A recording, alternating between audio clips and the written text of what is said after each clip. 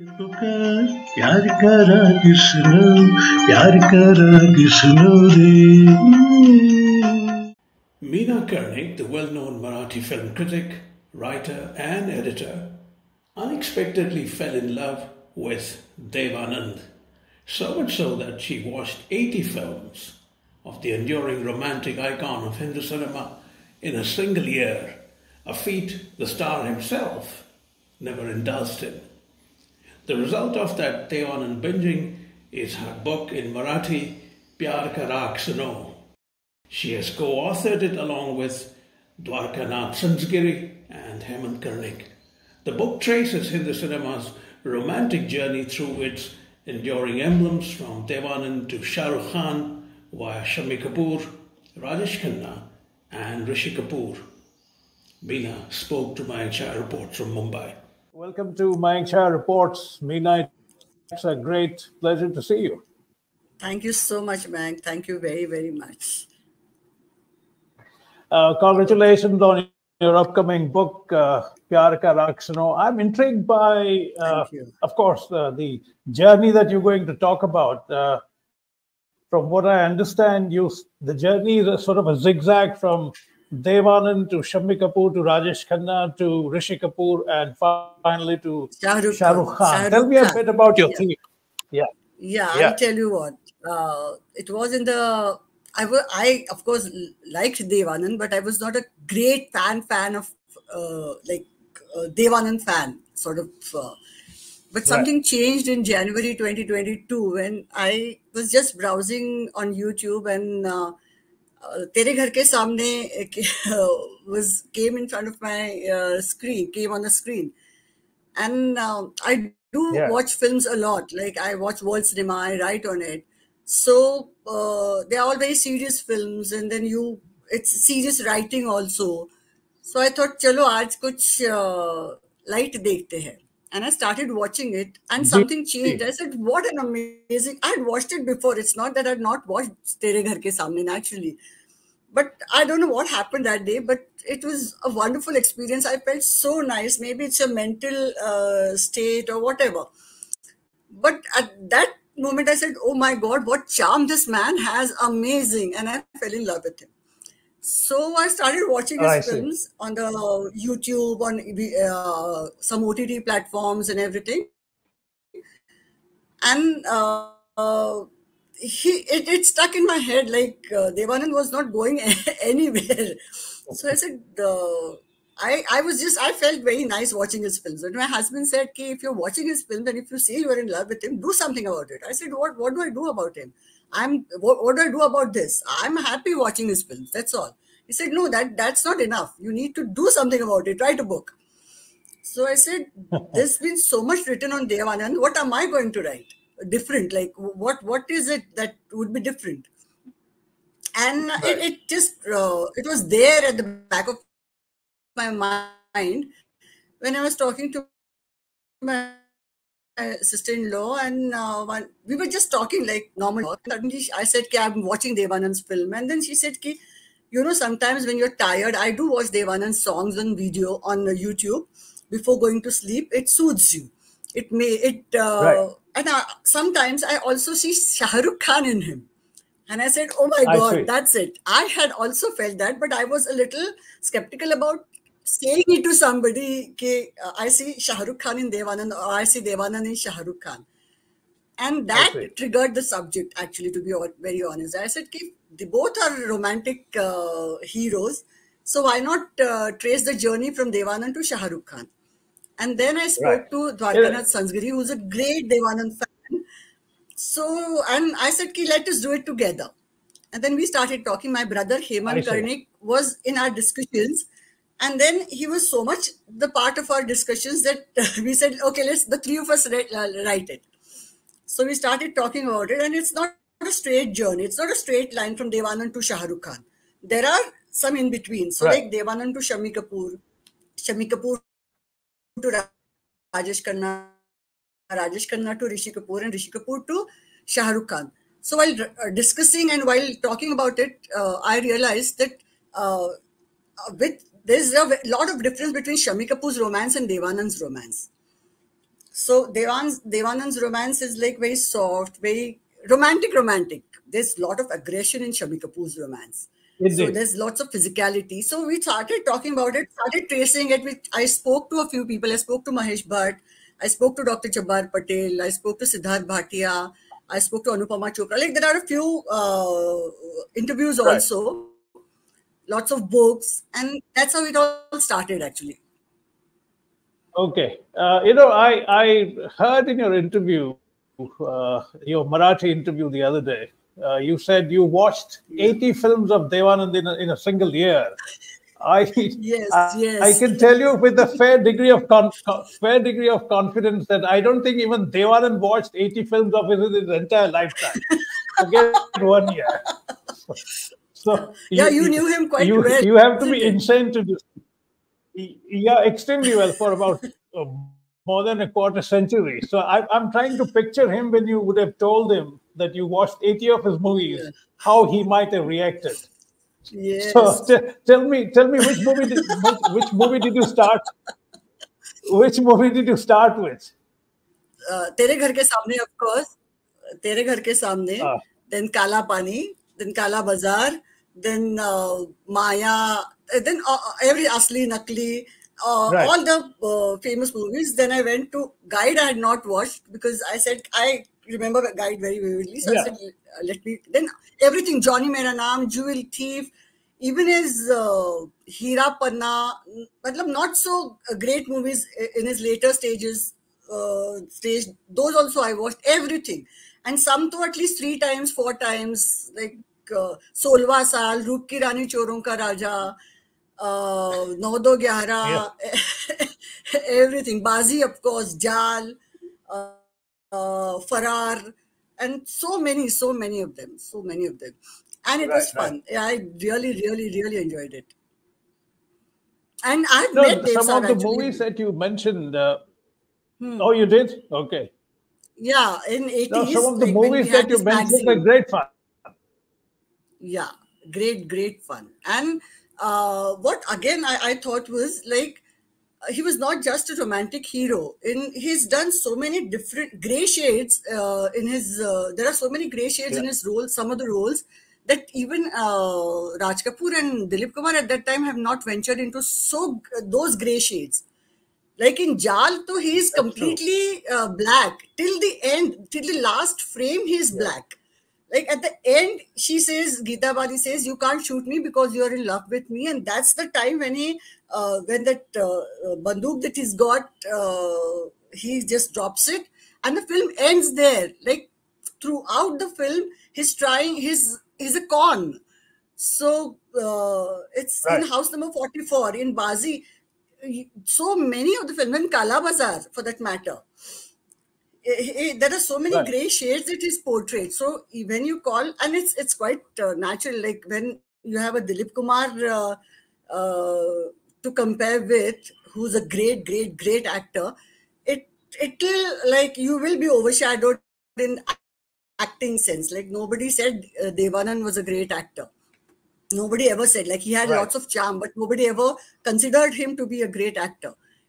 But I think he was not a bad actor at all. Apart from his charm, the roles he did the risks he took was great. It's very commendable. No, indeed. In fact, it is. In fact, I would say that in terms of delivering some of the lines, say even in a movie like Guide, for instance, the precision of his intonation and language. Once you go past his charisma, you can see that the man was as precise as Dilip Kumar in terms of delivering his line. People don't recognize that. I used to talk to him about that. So he would just brush it off. Hota hai, hota hai. That's what he would say. Okay.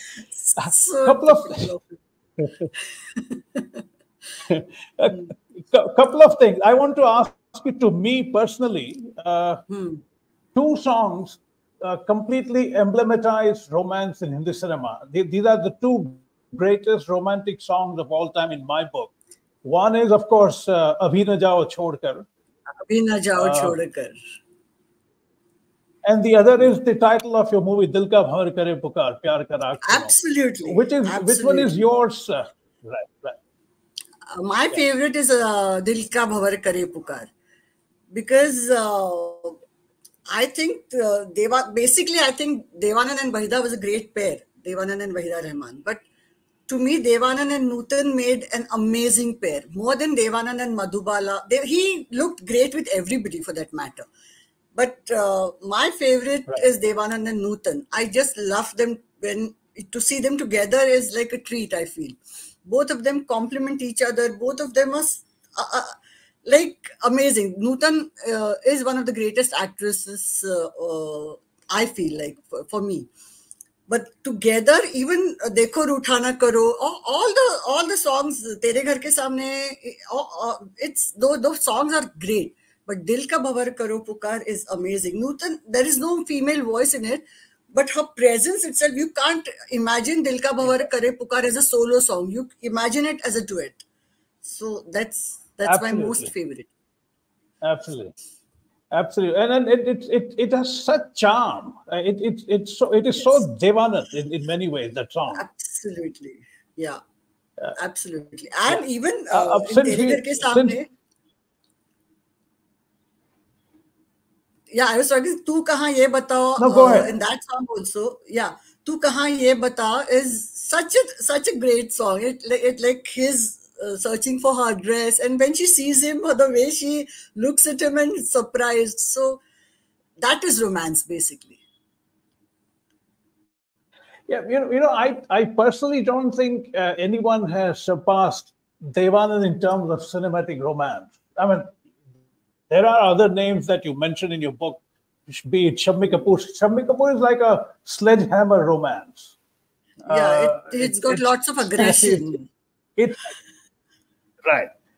Rajesh Khanna had a cinematic touch for sure. But he repeated himself. Rishi Kapoor, but Shah Rukh Khan. Right. Yeah, Rishi Kapoor. No, Shah Rukh Khan is again my favorite. Like I like Shah Rukh Khan very much. I love Shah Rukh Khan, but I'm in love with Devanand. That's the difference between the two, I say. But Shah Rukh Khan also, I think the way he looks at his heroines, the way he treats his heroines, there's lots of Dev Saab. And I found so many similarities in the films also. There are, I've mentioned that in my book, if I can tell this. Do you remember Shah Rukh Khan's song in Dilwale Dulhaniya Le Jayenge, the one where he, on the piano, Ruk Ja O Dil Diwane. When you watch Dunya, there is a scene in Dunya where Baijanti Mala is playing the piano. Everybody claps, all her friends around her. Dev Saab doesn't. And the friends say, why aren't you clapping, etc. And then she says, if you're so arrogant, try your hand at the piano. And he said, I'm an advocate. How would I know? So he sits on the piano, and then some false notes he just plays. And then suddenly she turns her back and goes, and he starts singing Falsafa Pyar Ka. It's the exact, almost a replica of that scene. So interesting. And Shah Rukh Khan, of course, he is I don't know if you talk to today's women or girls, Shah Rukh Khan is like God to them. I think again his charm is something that you cannot just ignore. Like when he says "Main koi aisa geet gaun to Juhi Chawla," it's like, oh my God, somebody should sing that to me. Right. Coming back to the broader theme of your book, how long did you take to finish it? How long did you take to write it? Writing was it took us some 4 months. August, September, 4 months of writing. But before that, like we started talking to each other since mid-22 June or something like that. Then there were lots of books to read. There was these interviews that need to be done, and the notes and everything. Then sometimes we did not agree with each other, so we discussed it and then came to an agreement. So because everything that's come in the book should be owned by all three of us, So it took quite some time, but writing was fairly easy, I think, because by then we had the structure in our minds. Okay, I'm curious to know, since there are 3 people involved, did all 3 of you write, or it was assigned to one particular person based on the notes from all 3? Yeah, actually, because otherwise the 3 different styles book mein aa jati thi, which wouldn't be good. Like when you're reading a book, it has to be in one style. It should have a flow. It should be easy read, basically. There shouldn't be any jerks or any ups and downs in terms of the style, the language, everything. And no 2 people can have the same style and same language. So what we decided upon was, since it was my idea and I was so enthusiastic about it, I'd basically write the final draft.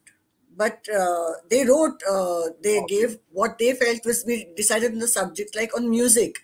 So we spoke about it, and then one person wrote about it, or 2 people wrote about it. I got everything. Then the final draft was done by me, but they also gave it in writing. Like it wasn't just about discussion and not notes. Okay. But what they had to say was written and given to me. I gathered all the information and then made it into a one full book. Okay. Yeah. Give me some snapshots of all the 5 people that you're talking about in how you see them as romantic heroes. We've already talked at length about Devanand.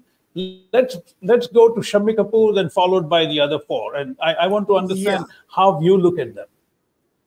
Yeah. So what, see, our Devanand chapter ends with saying that people wanted, Devanand's was a very soft romance, very romance, but maybe the public wanted something else. And that's how another hero who was very aggressive, whose romance was very physical, and who was like, I'm the boss kind of a hero, became so popular with, and then we move on to Shammi Kapoor.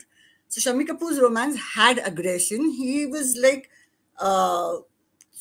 we've written about it in length. Of course, it's very difficult to say it in just 1 or 2 sentences, but Shammi Kapoor's romance was very, very physical, like his songs also. Right. So even in his songs, though they were different, they were very, very different from Devanand's romance, but it still was romance. Right. And he was the boss, actually. It did not matter to him who was his heroine.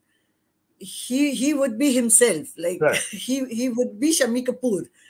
So, and he said that in so many interviews, that he worked with so many newcomers, proves the fact that it was Shammi Kapoor who mattered.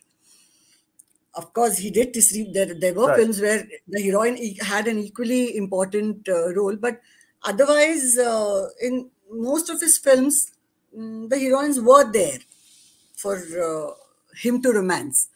Right. And then after Shammi Kapoor, what we say is that there was this film called, we ended Shammi Kapoor by saying that there was this film called Andaz, where Shammi Kapoor was the hero, but all the limelight was hogged by a star who's become a superstar by then, and who had just a 15-minute role, which was Rajesh Khanna. And then we move on to Rajesh Khanna. And while talking about Rajesh Khanna's romance, though, of course, Rajesh Khanna's romance, though, you can't, like, he did in Aradhana, how it was a big hit and everything, his romance.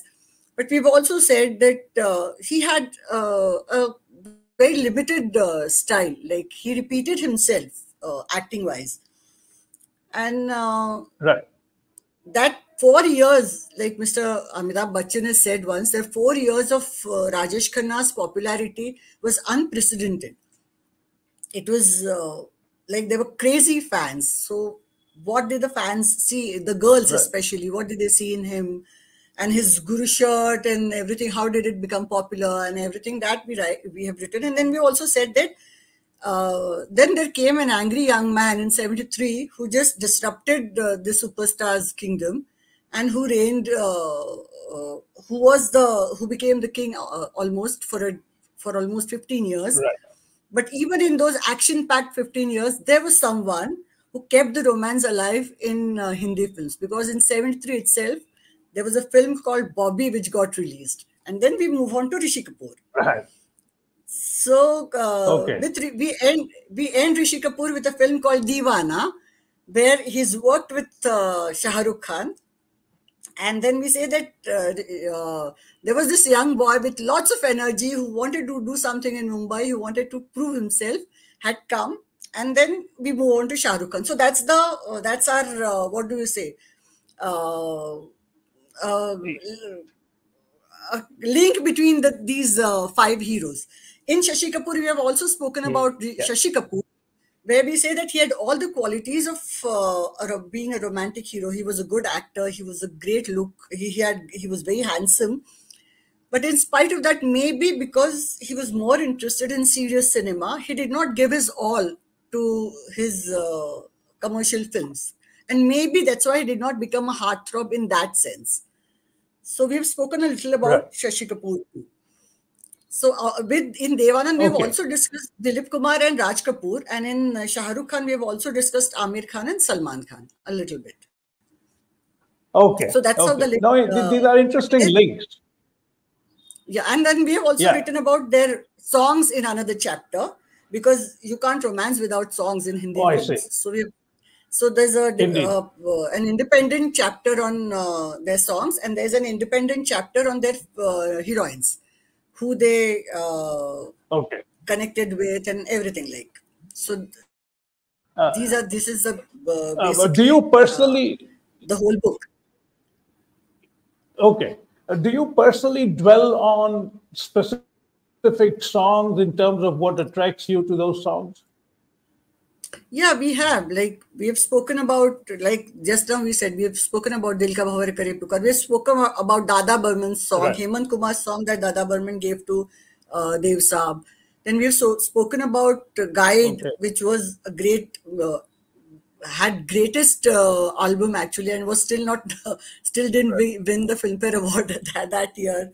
So we have spoken about a few songs, and then of course, like Siddharth Bhatia has said that Dev Saab's songs were not just some of the songs. Like of course, Main Zindagi Ka Saath Nibhata Chala Gaya, or Hum Hai Rahi Pyar Ke, or all these songs. They were not just songs from his films. They also, in a way, depicted his philosophy. Right. So we've spoken about that too. Indeed. Yeah. Okay. How do you think the Marathi literature market, because Marathi literature market is very vibrant. It has a great tradition of very diverse kind of writing. Absolutely. How do you think they would look at a book like this? Because it's an interesting comparison of 5 leading men. Yeah. I don't know. I think from what the response I'm getting is we are very interested, we are intrigued. So I hope they love the whole, because it's not just, what do you say? It's got documentation. It's actually a documentation of a period, a limited period, of course, a romantic limited period, but it's still a documentation. So I think it's not just right. Well, it's got lots of anecdotes. It's a very easy read. It's an interesting book, but it's not just a book on films. It is something different. Right. So I hope they like it. And Devanand and Shah Rukh Khan are, of course. Yeah. I'm very surprised, by the way, Mayank, that even today, if you see the reactions that I've got on Facebook or elsewhere, or even when I speak to my friends, or it's maybe because of my age, but they speak more about Dev Saab than about anybody else, any other hero from our book. Like they're more, we are Devanand fans, we are looking forward to this. So Dev Saab's still the most popular, perhaps. No, he was. He was one of a kind. He was one of a kind. Yeah. He was really one of a kind. And this I'm saying, having known him I knew 2 people from the industry extremely well, and almost for the same same number of years. One was, of course, Devanand. The other was Rajesh Khanna. I knew him for a quarter century or more. I should have spoken to you before.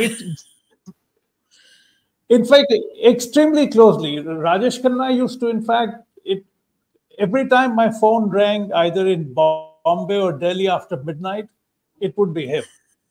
Every single time, with some random question about this. So anyway, I'm interested to know from you. In terms of the way you look at you made a distinction between you fell in love with Devanand and you love Shah Rukh Khan. Shah Rukh Khan. Tell me a bit more about that. Yeah. No, it's what do you say? I really love Shah Rukh Khan. I love his romantic films, not his action ones, but his romantic films. And again, not when you say that you like someone, you love the actor, like it's not all his films. Like even Dev Saab's, it's not all the later films. As a critic, you have to be objective. You can't just say I'm a bhakt. Like whatever Dev Saab does is great. It's not like that. You need to be a little objective, and you need to accept that. Yeah, and so even with Shah Rukh Khan, it's like that. I love him. I like the way he romances his heroines on the screen. I love the way he speaks about his heroines off screen. The respect he gives, the way he talks about them is very gentlemanly, and it's amazing. Like the importance he gives them. Right. And then you see those clips, small clips, where he's actually what do you say? Trying to lift his wife's gown, which is flowing on the ground, and some small gestures, the way he speaks he gives interviews, it's all combined.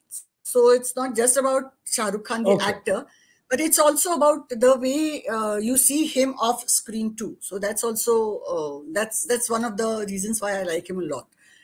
And then with Dev Saab also, I've just met him thrice. So, and that too in the 80s. So, but the interviews that you saw during his birth centenary celebrations, like everybody, right from Wahidaji to everybody, to Tina Munim, Mumtaz, everybody was talking about how gentlemanly he was off sets too. Wahidaji has said in an interview that when Dev came on the sets, he put his hand on my shoulder, and I never felt unsafe.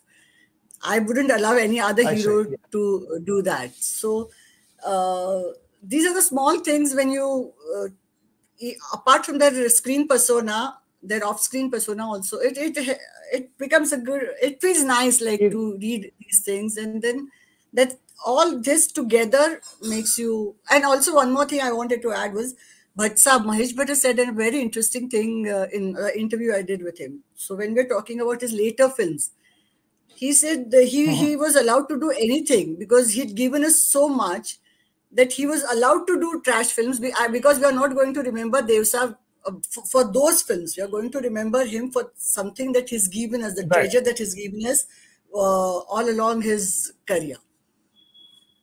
That was an interesting thing.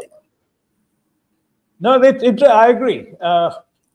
To conclude, let me ask you this question: if in a different avatar, if you were to date between Devanand and Shah Rukh Khan, whom would you date?